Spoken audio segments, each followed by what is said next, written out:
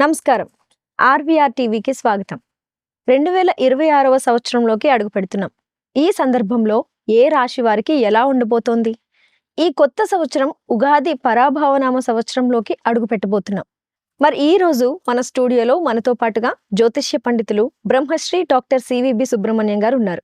ఆయన్ని అడిగి అనేక విషయాలను తెలుసుకునే ప్రయత్నం చేద్దాం. నమస్కారం గురువుగారు. నమస్కారం. మరి ఈ సంవత్సరం కుంభరాశి వారికి ఎలా ఉంటుందో తెలుసుకుందాం. కుంభరాశి వారికి లగ్నంలో రాహు ఉన్నాడు, ద్వితీయంలో శని ఉన్నాడు, పంచమంలో గురుడు ఉన్నాడు. బాగానే ఉంది. పంచమంలో గురుడు ఉన్నందువలన ఆలోచన బాగానే ఉంటుంది, కానీ ఆలోచించకుండా మాట్లాడినందువలన మాత్రం విరోధాలు పెరుగుతాయి.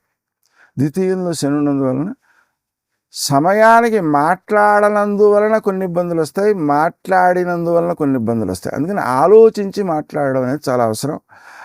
లగ్నంలో రాహు ఉన్నందువలన, సప్తమంలో కేతు ఉన్నందువలన స్నేహ సంబంధాలను దూరం చేసుకునేటువంటి అవకాశాలు ఉంటాయి. కారణం ఏంటంటే వాళ్ళకి ఏదైనా అవసరం వచ్చినప్పుడు మనం గమ్మున ఆదుకోకపోయినట్లయితే ఆ వ్యక్తులు దూరం అవుతారు కదా. అలా ఆదుకోకుండా ఉండే మానసిక స్థితి అంటే పని ఒత్తిడి ఇలాంటివి కనిపిస్తుంటాయి. పని ఒత్తిళ్ళు ఉన్నా కూడా ఆదుకునే కార్యక్రమానికి కూడా శ్రద్ధ పాటించాల్సిన అవసరం ఉంది. ఆ విషయాన్ని గుర్తించాల్సిన అవసరం ఉంది. అలాగనే వీరికి పెట్టుబడులు పెట్టేటువంటి సందర్భంలో కొంచెం జాగ్రత్తగా ఆలోచన చేసి వెండి మొదలైనటువంటి వస్తువుల మీద పెట్టుబడి పెట్టడం అనేటువంటిది ఎక్కువ సత్ఫలితాన్ని ఇచ్చేదిగా ఉంటుంది. ముఖ్యంగా ఎందుకంటే వీరికి పంచమంలో ఉండేటువంటి గురుడు, అలాగే చతుర్థాధిపతి అయినటువంటి శుక్రుడు, వీళ్ళ విషయంలో మనం కనుక దృష్టి పెట్టుకున్నట్లయితే ఆ వెండి విషయంలో ఎక్కువ ప్రాధాన్యం అనేటువంటిది కనిపిస్తుంది. ఎందువలన అంటే పంచమంలో ఉండేటువంటి గురుడు సహజంగానే శత్రుక్షేత్రంలో ఉంటున్నాడు. అతనికి రెండో ఆధిపత్యం అష్టమాధిపత్యం కూడా ఉంటుంది. అందుకని గృహముల మీద పెట్టుబడి పెట్టడం కంటే వెండి మీద పెట్టుబడి పెట్టడం శ్రేష్టము అని చెప్పి తెలుస్తోంది. అలాగనే సప్తమంలో ఉండేటువంటి కేతు వల్ల సామాజిక వ్యవహారాలలో స్వార్థం వలన వ్యక్తులు దూరం అయ్యేటువంటి అవకాశం ఉంది. కాబట్టి మనం స్వార్థరహితంగా ఇతరులుగా ఉపకరించడం కోసం మాత్రమే వ్యవహరించేటువంటి తీరు చాలా అవసరం అవుతుంటుంది. అలాగనే తృతీయంలో ఉండేటువంటి శని యొక్క ద్వితీయంలో ఉండేటువంటి శని యొక్క ప్రభావం చేత మాట అనేటువంటిది కొంత వైరుధ్యాన్ని కలుగజేసే అవకాశం ఉంటుంది. కాబట్టి అలా దాన్ని కూడా జాగ్రత్త తీసుకోవాలి. కుటుంబ సభ్యుల మధ్య కూడా ఈ అపార్థాలకు తావుంది. అందువలన వాళ్ళ మాటను మనం వినడం మంచిది అనే విషయాన్నే మనం అర్థం చేసుకోవాలి. మరి ఈ రాశి వాళ్ళకి ఉగాది తర్వాత ఎలా ఉండబోతోంది గురుగారు? ఉగాది తర్వాత వీరికి ఆదాయం 2, వ్యయం 8 కనిపిస్తుంది. గౌరవం 4, అవమానం 2 కనిపిస్తున్నాయి. అంటే గౌరవం బాగానే ఉంది, అది ఇబ్బంది ఏం లేదు. కానీ ఆదాయాన్ని మించినటువంటి వ్యయం ఉన్న మీదట వీళ్ళు ఎక్కువగా పెట్టుబడుల వైపుగా దృష్టి పెట్టాలి. కొంత ఇబ్బంది పడినా సరే, చేతిలో దానికి ఇబ్బంది పడినా సరే మనం పెట్టుబడుల కోసం ఎక్కువ ప్రయత్నం చేయాలి. అది కూడా వెండిలో ప్రయత్నం చేయడం మంచిది. అలాగే ద్వితీయంలో ఉండేటువంటి ఏ శని యొక్క సంచారం అయితే ఉందో ఆ శని యొక్క సంచారం వలన మాట విలువను పెంపొందించుకోవాలి. తక్కువగా మాట్లాడి ఎదుటివాళ్ళ సలహా అడిగినప్పుడే చెప్పాలి. మనం సలహా అడగకుండా చెప్పినట్లయితే అది వైరుధ్యాన్ని కలిగిస్తుంది.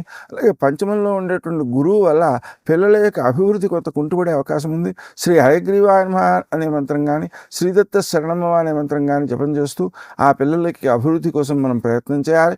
వాళ్ళకు కూడా జపం చేసుకోవడం అలవాటు చేయాలండి.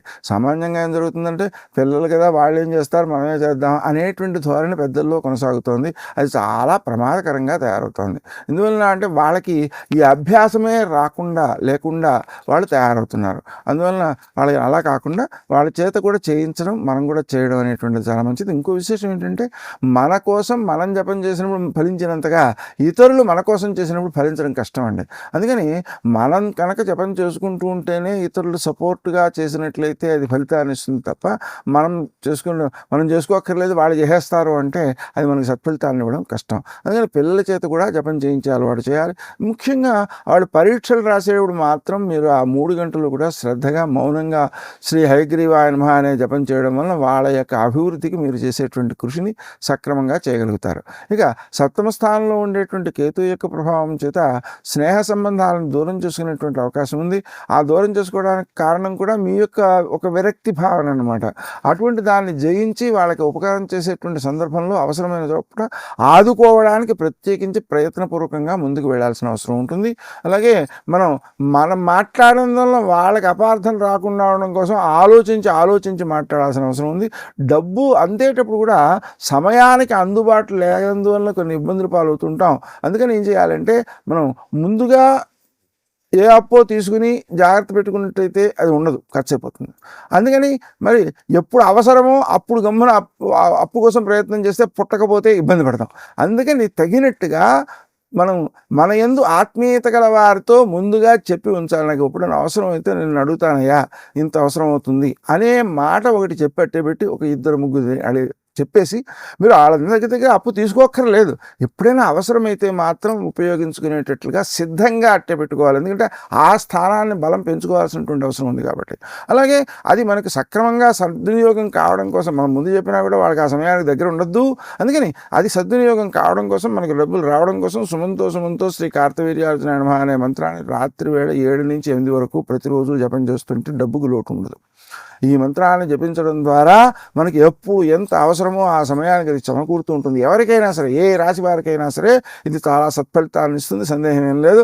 ఆరోగ్య విషయంలో కూడా వం క్రీం అచ్యుతానంత గోవింద అనేటువంటి మంత్రం చాలా అద్భుతమైన ఫలితాన్ని ఇస్తుంది. మీరు ఎక్కడైతే మీకు శరీరం మీద అనారోగ్యం ఉందో అక్కడ మీ చెయ్యి పెట్టుకుని ఒక 10 నిమిషాల పాటు ఆ మంత్రం చేసి చూడండి, వెంటనే ఆ నొప్పి తగ్గుతుంది, ఆ ఇబ్బంది తగ్గుతుంది. ఇది ప్రత్యక్షంగా మనం నిదర్శనంగా చూసుకోవచ్చు. అందువలన మనకు ఉండేటువంటి ఆధ్యాత్మిక బలం అయితే ఉందో అదే భారతదేశానికి గొప్ప బలం. కాబట్టి వారు ఈ మంత్రాలను వినియోగం చేసుకుంటూ మన మార్గాన్ని సక్రమంగా అభివృద్ధి పదం వైపు పయనింపజేసుకోవడం చాలా అవసరం. కాబట్టి ముఖ్యంగా ఈ రాశివారు బద్ధకించకుండా సమయానికి తగినట్టుగా ప్రవర్తించాలండి. ఆ బద్ధకం అనేటువంటిది సహజంగా వచ్చేటువంటి లక్షణంగా కనిపిస్తోంది. దానికి జయించడం కోసం వ్యాయామము, ప్రాణాయామము అనేటువంటివి తప్పనిసరిగా చేయాలి. ధ్యానం అనేటువంటిది కూడా అలవరుచుకోవడం మంచిది. ఇది పూర్తిగా అభివృద్ధికి ఉపకరించేటువంటి అంశాలు. మరిన్ని ఇలాంటి ఆధ్యాత్మిక విషయాల కోసం, ఇలాంటి కంటెంట్ కోసం చూస్తున్నానండి మా ఆర్వీఆర్ టీవీని సబ్స్క్రైబ్ చేసుకోండి.